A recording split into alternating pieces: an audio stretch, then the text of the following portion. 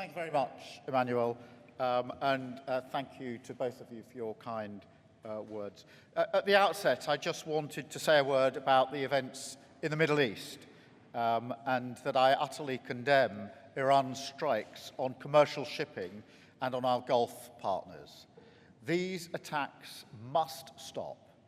We urgently need to see a resumption of the ceasefire and negotiations on the remaining issues, alongside unrestricted freedom of navigation in the Straits. And we are united in support of this process, and we are ready to deploy assets to help get ships moving again. Turning to our conversations here in Paris, we have had a very productive meeting today at the Coalition of the Willing. When I look back to when we first brought this group together in Paris and London in early 2025, I am proud of the extraordinary progress that we have made. We now have clear plans in place for a multinational force Ukraine, consisting of over 25 nations ready to deploy within days to help secure the peace when a ceasefire is in place. We also have detailed plans that we agreed here in Paris in January for a wider package of robust and legally binding security guarantees. And look, we all know that we've faced challenges over the last 2 years. But the fact is we have overcome them together. We stand behind Ukraine today stronger than ever. We have increased our military support. Last week in Ankara, we announced 70 billion euros of military assistance for this year and for next year too. And I'm really pleased to announce today that the UK will participate in the EU 90 billion euros Ukraine support loan. This agreement will ensure that Ukraine continues to receive the military capabilities it needs most. It creates a new route for Ukraine to procure capabilities from UK industry, including ammunition, air defence systems and long-range missiles. And it sends a very powerful message about European unity. Because look, in recent weeks, the narrative has changed. We're seeing real momentum in Ukraine. All credit to Vladimir and his people. Putin has finally been forced to admit that his illegal invasion is causing real problems for Russia. And I hope that will bring us closer to serious negotiations. But still, in the meantime, the killing goes on. We've just passed a grim milestone.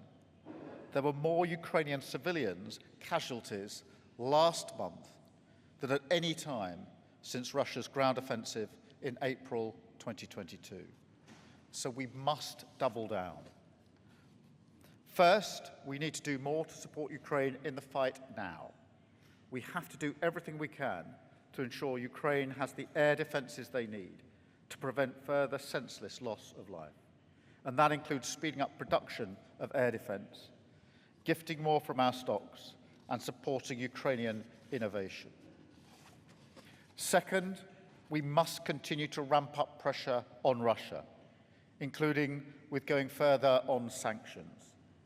And today, together with the EU, we've introduced our first joint cyber sanction package targeting Russian state actors and criminal networks that are responsible for malicious cyber activities. Third, we must continue supporting Vladimir's efforts to secure a just and lasting peace.